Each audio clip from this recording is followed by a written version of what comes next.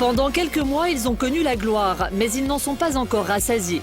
Alan Théo, Michael Vendetta, NJ, aujourd'hui ils sont prêts à tout pour ne pas retomber dans l'oubli. J'avais des nanas qui dormaient en bas de chez moi, qui me suivaient partout en voiture. Une célébrité éphémère qui peut s'éteindre aussi vite qu'elle s'est enflammée. Alors à chacun sa méthode pour rester sous les feux des projecteurs. S'essayer à toutes les disciplines pour enfin se trouver un vrai talent, c'est la recette Vendetta. Le matheux, pour moi, c'est un métier maintenant. Pour d'autres, l'avenir se trouve à l'étranger. Et c'est hors de nos frontières qu'ils vont chercher la gloire. Ils sont chauds les Italiens. D'autres encore reviennent avec un nouveau personnage, à l'opposé de ce qui a fait leur succès. Aseptisé il y a 10 ans, Alan Théo revient aujourd'hui en rocker trash. Si ce nouveau public ne répond pas présent, il va se retrouver sans plus personne. Jusqu'où sont-ils prêts à aller pour ne pas retomber dans l'anonymat? Comment profiter d'une notoriété déjà sur le déclin? Qui sortira gagnant de cette course au succès? J'ai des chromosomes de winner. C'est-à-dire que j'y peux rien. Tout ce que je fais, je gagne. Que ce soit à l'école, dans le sport, partout, je gagne. Je suis un winner. Un studio d'enregistrement en banlieue parisienne. Derrière les platines, Michael Vendetta, dans un registre dans lequel on ne le connaissait pas encore, DJMV. Et il va bientôt sortir un single, car aujourd'hui, Michael joue les touches à tout pour réussir. La DJ attitude. Moi, je veux un son de beau gosse. Hein. Il faut que le son, il déchire. Hein. Ah, ça, c'est évident. Oui, oui. Il faut que le son, il soit à la perfection. Voilà. Un winner, parce que je suis un winner. Donc moi, il faut que je sois connu dans l'univers. Il faut que même les Marseillais écoutent mon son. Ambitieux, car la musique, Michael n'y connaît pas grand-chose. Mais il sait s'entourer. Au platine, Tonio, le vrai DJ.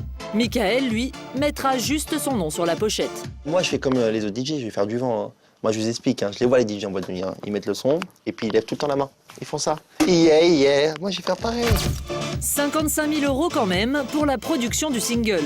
Mais Michael ne prend pas de risque. C'est Tonio qui finance la totalité du projet. Un pari calculé, car aujourd'hui, la notoriété de Michael est évidente. Le personnage fait vendre, et pourtant. C'est un gros con. Moi je le connais pas, j'ai pas envie de le connaître, mais... Honnêtement, Eh bien, il a réussi à devenir, entre guillemets, une célébrité, un people, sans rien avoir. Et c'est ça qui est fort. Moi, je suis parfait. Belle gueule, beau corps et gros sexe. Michael agace, son seul talent, l'ambition et l'arrogance. Mais paradoxalement, c'est ce qui l'a rendu célèbre. Le public adore le détester. Les Américains, ils ont 10 ans d'avance sur nous. Vendetta, il a 10 ans d'avance sur les Américains. Un site internet record vu par 8 millions d'internautes. Une victoire dans une émission de télé-réalité, mais une popularité qui reste fragile et sur laquelle il entend bien surfer, pendant qu'il est encore temps. Aujourd'hui, il faut trouver la solution pour gagner de l'oseille. Facilement. Car Michael n'est pas un artiste, plutôt un petit malin qui entend bien profiter de son personnage pour faire du business. Car les investisseurs et autres producteurs croient en lui.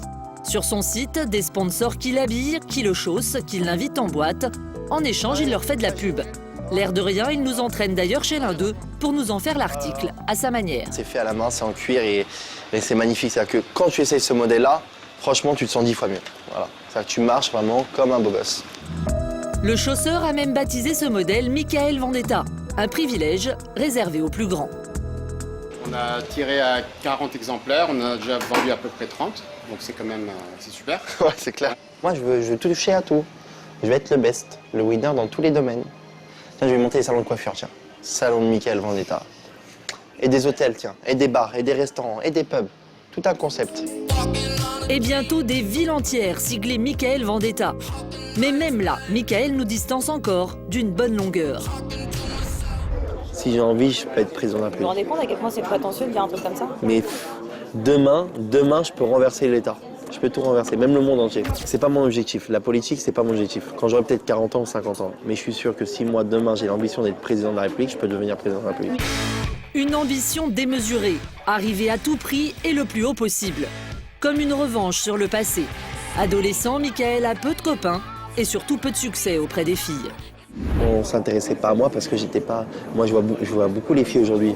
Ah, c'est un footballeur. Ah, il est blindé. Ah, putain, celui-là. D'un coup, il devient beau gosse. Ouais, il devient... C'est bête à dire, mais tout est lié à l'apparence, à ton travail, à ton revenu. Ils s'intéressent qu'à ça, les gens. C'est simple. T'as de l'argent, ils s'intéressent à toi. La réussite, synonyme d'argent et de notoriété, alors Michael s'essaye à tout pour y accéder. Ah, je suis pas content. C'était mon producteur, tu dois venir me chercher un hélicoptère. En parallèle de son disque, il prépare un one-man show, épaulé par de grands professionnels. Bah, le Splendide, hein.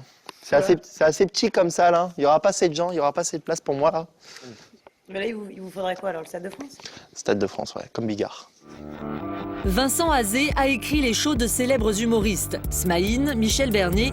Pourtant, le peu d'expérience de Michael ne l'a pas effrayé. Vous aviez quoi comme image de lui avant de le connaître? Un petit bouffon, quoi. Non? Moi, Une petite tête à claque, un petit con, un petit... Petit con, c'est pas mal. Je trouve que t'es dur parce que tu m'as pas dit ça au téléphone quand je t'ai proposé là. Je voudrais te rafraîchir un moment, tu m'as juste dit et pourquoi pas. Vincent relève le challenge. Il mettra Michael sur scène. Il faut dire que le comique en herbe a des arguments pour convaincre. En fait, j'ai les chromosomes du comédien. C'est-à-dire que j'y peux rien, c'est inné. Je suis né comme ça. Et Dieu, il a dit, je vais t'implanter un chromosome, tu vas faire rire les gens. Salut les losers, ça va bien? Vous allez bien? Toi, t'as payé cher, hein.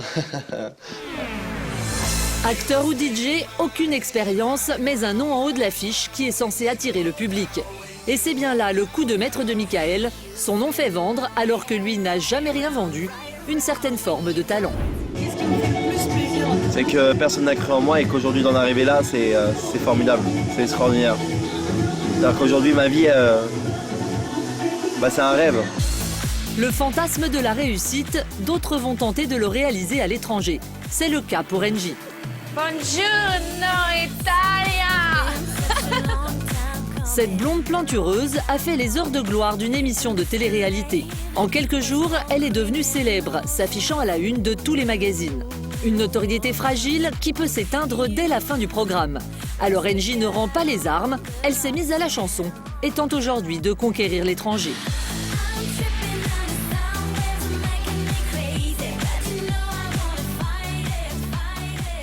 En plus, rien que pour ça, j'ai appris quelques mots en italien, parce qu'il faut savoir que je ne parle pas du tout italien. Donc, buongiorno, grazie, comment stai? Maman, prêt, partez! L'Italie, pour Engie et son manager, c'est la terre promise. Un pays où elle embarque et débarque avec entrain. Tu es connu ici? Mais écoute, la musique tourne en boucle dans les plus grosses radios italiennes. Donc justement, on va venir voir. Son single est sorti il y a 3 mois. Aujourd'hui, elle vient relever les compteurs et tester sa popularité auprès des Italiens. Et elle ne va pas être déçue. On vient toujours nous chercher avec un chauffeur. On est toujours vraiment très très bien reçus, quoi. À chaque fois, comme une princesse. Buongiorno. Révision des 3 mots d'italien appris la veille, Engie ne ménage pas ses efforts pour séduire l'Italie. Hey! Aujourd'hui, elle est la marraine d'un grand tournoi de beach soccer. Thank you very much. Et son arrivée fait sensation. Les Italiens sont fous des atouts de la petite Française. Comment on dit de rien en italien? Hein? T'as entendu, Laurent? T'as entendu? Les Italiens qui font NGB. Tu crois que tu peux plaire en Italie? Mais écoute, on espère. Hein, je pense qu'ils aiment bien les blondes en tout cas. Et surtout qu'ils aiment la musique, c'est le principal. Parce qu'on a fait la presse, j'ai fait de la presse italienne et ils disent voilà la petite Frenchie, ils mettent beaucoup de photos, etc. Donc il y a beaucoup la musique et il y a le physique qui enfonce le clou, quoi. Surtout le physique. Une plastique irréprochable dont Engie joue à fond. Talons aiguilles, mini-short moulant, crinière blonde, un physique adéquat pour séduire l'Italie. Et ça marche dans les magazines ou sur les compilations de l'été. Notre Barbie française cartonne.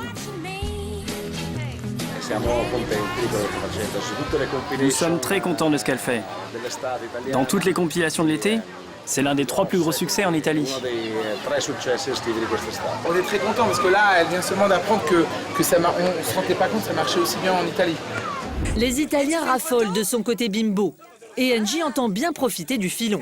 Devant les caméras et les photographes, elle va carrément draguer les joueurs sous les douches. Oh, le spectacle, yeah! Engie fait le show. Elle sait que demain, ses photos seront dans tous les magazines. Une super pub. Lequel? 1, 2, 3, ta ta ta ta. Ah ouais, non. Ah, wouh! Ils sont chauds les Italiens. Merci. Ce soir, Angie chante dans une grande boîte de nuit dans la banlieue milanaise.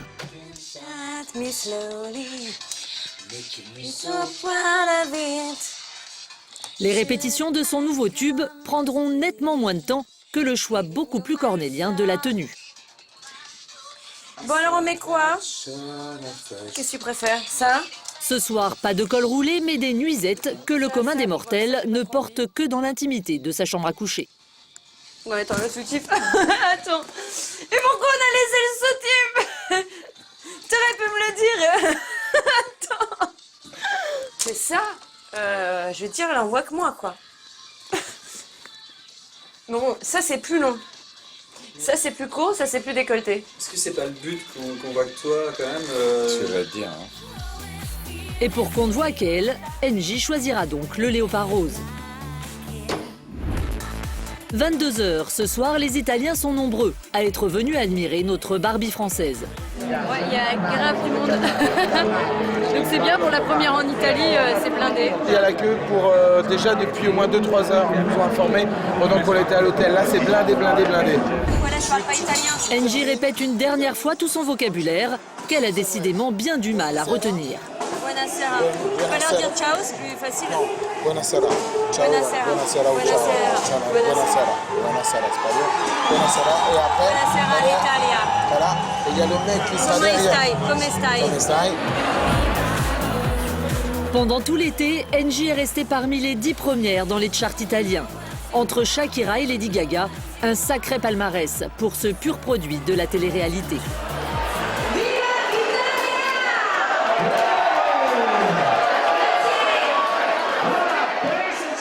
Pour d'autres, le succès est loin, 12 ans en arrière. Et la recette de leur retour est aux antipodes de ce qui avait fait leur succès. Choquer pour mieux revenir, c'est la méthode d'Alan Théo. Est plutôt polémique.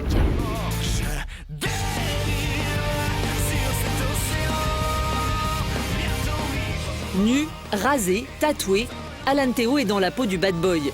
Et tous les clichés y sont. L'alcool, le sexe, le sang, des stéréotypes de la violence. Le clip a même été censuré. 12 ans après, le retour d'Alan Théo ne passe pas inaperçu. Je ne me suis pas vraiment posé la question d'un positionnement marketing. Absolument pas. C'est sûr qu'on a envie de se dire, mais pourquoi vers qui c'est dirigé, pourquoi cette violence? Et je n'ai pas de réponse. Il va falloir vous mettre ça dans la tête. Je n'ai pas de réponse. Aucune volonté marketing. Sur le plateau de l'émission, Jean-Marc Morandini n'est pas dupe. Vous avez fait des teasers de 30 secondes avec les séquences les plus trash qui ont été mises sur Internet, vous n'allez pas nous dire que c'est innocent. On voit absolument rien. Ouais, vous êtes à poil sans arrêt dans les teasers. Quoi. Ah bah à ce moment-là, à Rome, il y a Michel-Ange qui est complètement nu. C'est pas tout à fait pareil. Bon, en tout cas, vous pourrez juger. Aujourd'hui, on est dans une société où la seule chose qui compte, c'est le buzz. Voilà, donc je crois qu'Alan Théo a compris ça. Ce qui compte, c'est le buzz, c'est la polémique, c'est faire parler de soi. Donc il se sert des éléments qui sont les éléments de la société médiatique actuelle. Et en ça, il ne peut qu'avoir raison. Pour le buzz, c'est gagné. Tout l'été, le clip a été l'un des plus regardés sur Internet. Il faut dire que le contraste est des plus saisissants, car il y a 12 ans, Alan Théo était connu pour ça.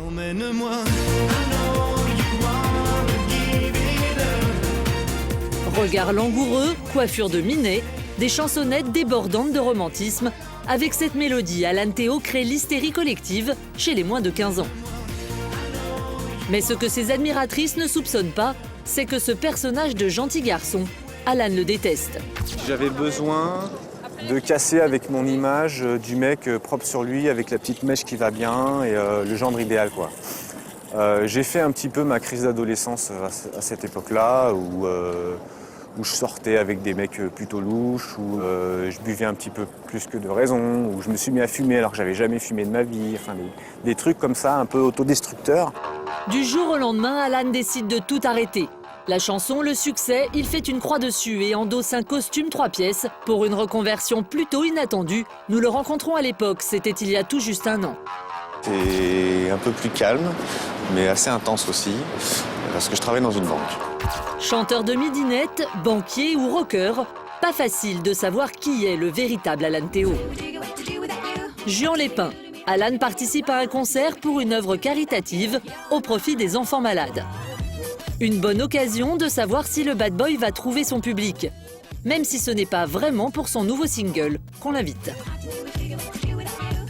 J'ai chanté aussi bien Emmène-moi parce que on m'a appelé pour ça. Et puis bon, quand il y a des enfants, tu vas pas faire ta star, quoi. Tu vas pas faire oh non, je ne chante plus cette chanson. Donc je vais la chanter vraiment pour leur faire plaisir. Et puis ils m'ont invité à chanter aussi Je dérive, qui va être un beau contraste. Il n'y a que des beaux gars ce soir. 20h. Pour Alan, c'est le grand moment.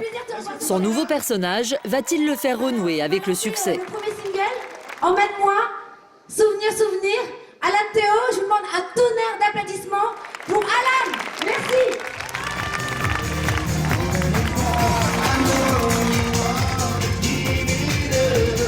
Après l'incontournable Emmène-moi, c'est l'heure de vérité.